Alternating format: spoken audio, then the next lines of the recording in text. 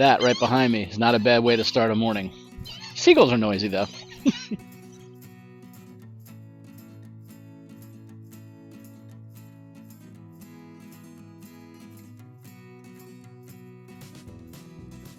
I decided this morning to come out here and take a little walk along Casino Pier and the boardwalk here in Seaside Heights, New Jersey.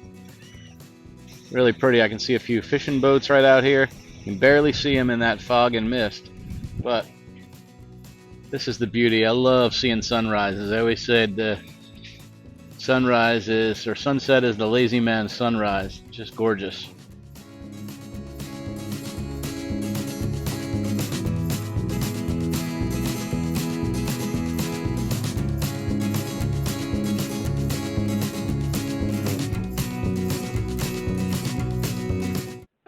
So what's cool is these places have been here forever. Casino Pier was still here when I was a kid, and I started looking online.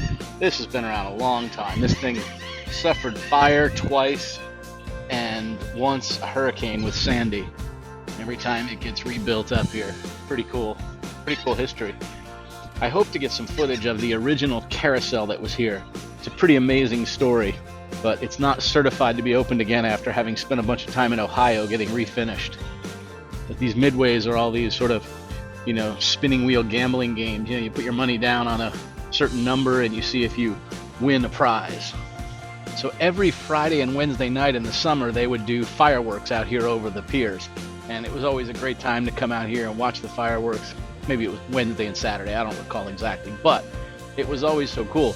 And it's funny, I've been watching footage on YouTube of back in the 70s and 80s, right? People out on Casino Pier, and you see the types of rides, and I remember some of them, like they're familiar, right? I think about little boats floating in water that were connected to like a carousel, and you got to ride in the boat, or little spaceships that you could go up and down on. They all look pretty rickety when you look at something from back in the 70s, right?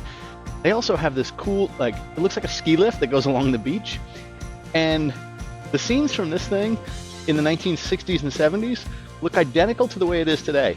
No additional OSHA seat belts or anything else, just a little bar that folds down. Let me show you this, kind of wild.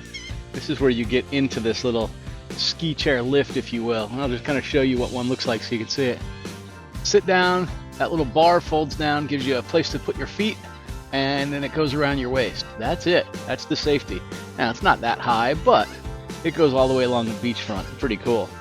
And what's funny is, I remember these as kids, right? Little Dumbo thing, little horse and buggies they have covered up, these helicopters that go up and down. When I was a little kid, we'd come out here all the time. So pretty wild.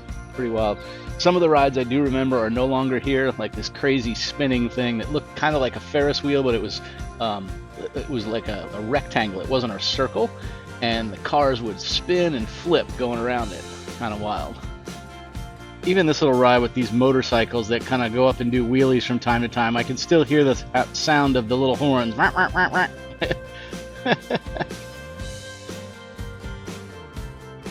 And got the sunrise right out over the pier. I remember when I was a kid, my dad used to live about 20 miles north of here in a little town called Belmar. He lived right along the coast here at the boardwalk.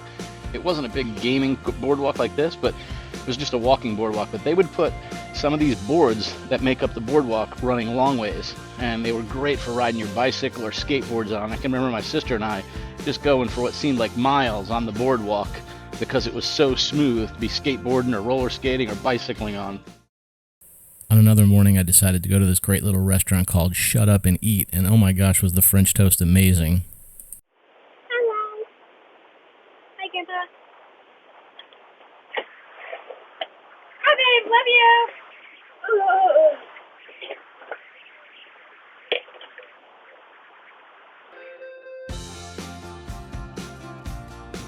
So I decided to take a little drive to Point Pleasant, New Jersey, one of the other boardwalks that we used to go to as kids.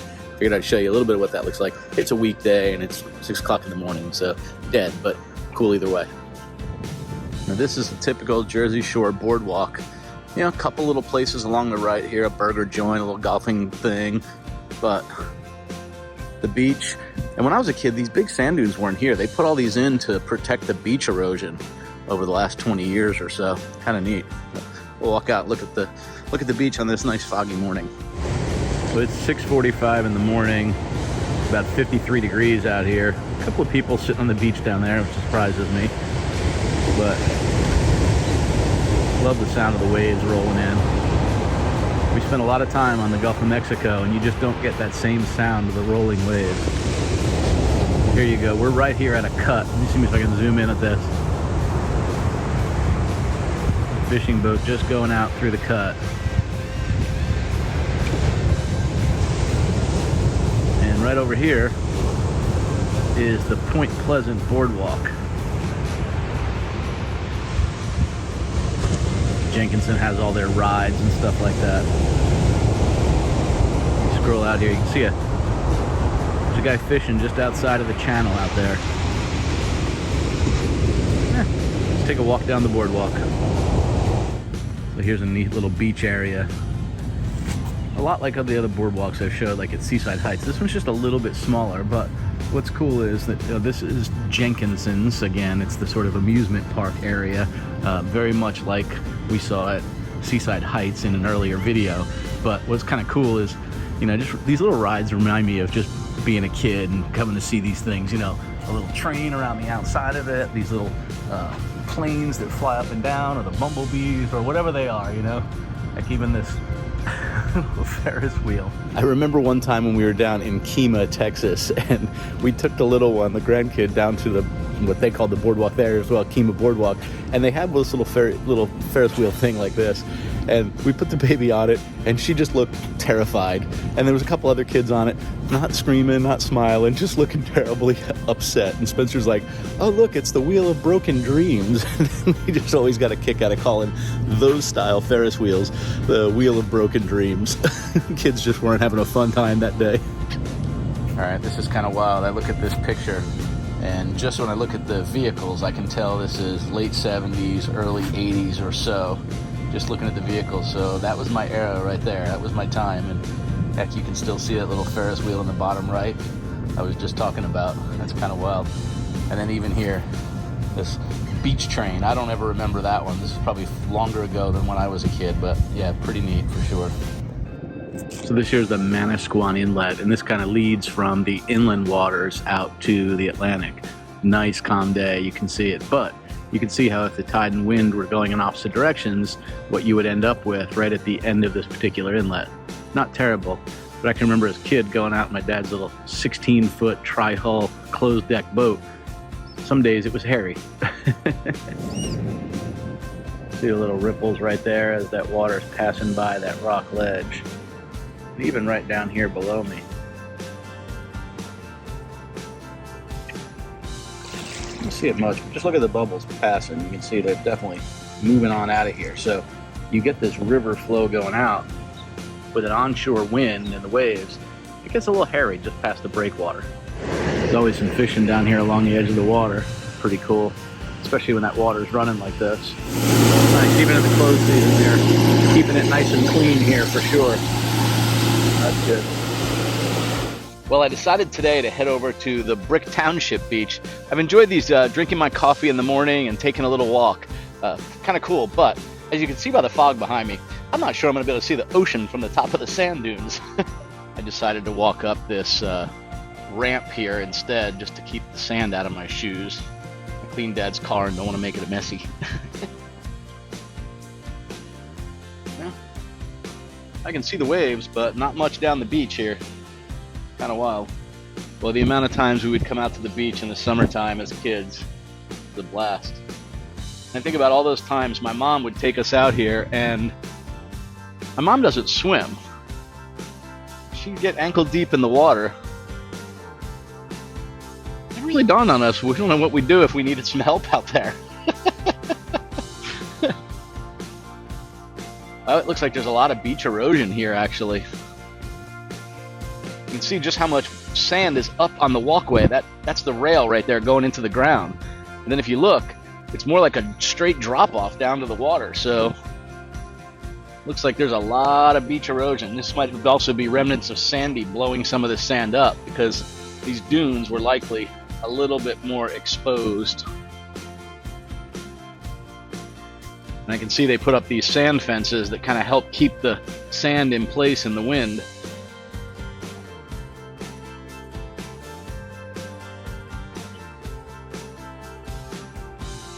Love the idea of living on the water, but I gotta tell you, these houses right here along the beach, I don't know that I would want to live there. As cool as it would be to have a beachfront home, I mean, you don't really have even, I guess on the second floor you might get a view. You have the constant sound of the waves. That would be great.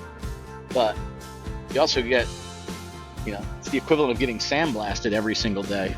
I just don't know that that's something I'd want to deal with if I were living there, I think rent it for a week or a summer, but not sure I'd want to buy it. Unless it was an investment, then it might be a really good investment. This place gets crazy packed in the summer. But again, up here, summer's 3.5 months. It's essentially all you get, as opposed to in the south where it's a little warmer. You get a lot more months of rental for your rental income. This is an old Revolutionary War burial cemetery. Kind of wild. I'm not actually finding any from the late 1700s. I've seen the oldest one I saw, somebody died in 1828. It's pretty amazing. See this. Here's 1846 on this one. Some of them you can't read, like these headstones right there. Most of them aren't as large as this one, but this says sacred to the memory of Lydia, wife of Christian D. Emson and daughter of Ephraim and Hannah Potter, died September 3rd, 1850, aged 40 years, 7 months, and 27 days. It's wild they counted the number of days on there too. Very old cemetery here for sure. Yeah. 1834 to 1894. This person lived a long time for back then. We're now over at the Cedar Grove United Methodist Church, and here's another one with 3 Revolutionary War gravestones in here. Kind of wild. Right at this old Methodist church, incorporated in January 10th of 1853, it says. Pretty wild. Some of them you can't really read, like 1835 over there. Looking at this one here, this Axia Ann Irons. She lived 99 years. I can't find James L. Irons. I see Edmund Irons over here. He lived like 28 years. I see William Irons over there, the last one. So this is kind of wild. This says, Jacob Applegate, who departed his life October 6, 1818, at age 95 years old. If we zoom in, what it says right here is, he was a Revolutionary War soldier from 1723, and he died in 1818. He gave the land for this cemetery. Dedicated by Captain Joshua Huddy Charter. It's wild. Let's see if I can read this. What doth the great... I can't read it. So this is wild. This is Jacob Applegates, and when we move over here, a lot of these are Applegates. So here's another Revolutionary War soldier, Daniel Applegate, from 1759 to 1936. It's really wild. And then I can read these if you zoom in a little bit. I don't want to walk over there. It's in memory of Sarah, married to John Applegate. I'm going to see what this one is over here with the flag.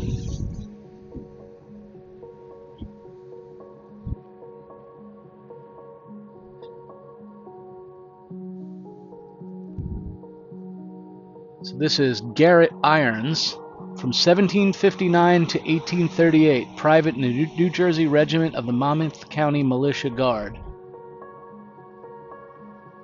Kind of see it. Garrett Irons, who departed 1838, aged, can't see what it says. I'm struggling to read what it says inscribed in script right here either. Here's another one. This must have been an Applegate family burial in this area, but this is Thomas L. Applegate, born October 23rd, 1792, died January 6, 1868. Hannah Applegate, his wife, born in 1796 to 1871. Sure. This is a wild stone or concrete mold or whatever it is, the Millers. It looks like a tree. That's concrete. Chaz A. Miller. born 1851, died in 1887, and Rachel, his wife, in 1839 to 1903. Decided to come get coffee at this little place called Lava Java. Love this sign. Welcome. All sizes, all colors, all cultures, all genders, all beliefs, all religions, all ages, all types, all people. Love lives here. That's awesome. It's been a really cool trip coming up here to New Jersey. One, spending a bunch of time with my dad, which I haven't done, this much time in years, where I spent 2 months up here. The other thing was just getting to go see these sites. That early morning time is my time, right? 5 to 8 o'clock or so. And I love just relaxing, reading a book, going to grabbing a coffee. But here I was able to go to the beach quite a bit. Sit on a bench, drink a coffee, do a little bit of work, take some notes, whatever I needed to do. And I don't know, it was really kind of fun doing that. It was interesting. I don't have all the things I normally do at home, so there was no real distractions or projects or anything else. When I get home, there'll be a list of them. But it was sort of, I don't know, it made this trip pretty memorable, and for that I'm grateful. I'm going to start coming up here a little bit more, just as my dad's starting to age, and in doing that, I need to just sort of set myself up a little bit more for being able to work effectively here. I went and bought a monitor and things that just make sitting at the desk here at this location versus home a little bit more efficient. So so anyway, there's the ocean behind me, and I'm going to be heading home here in a couple of days. I'm excited about it, very excited.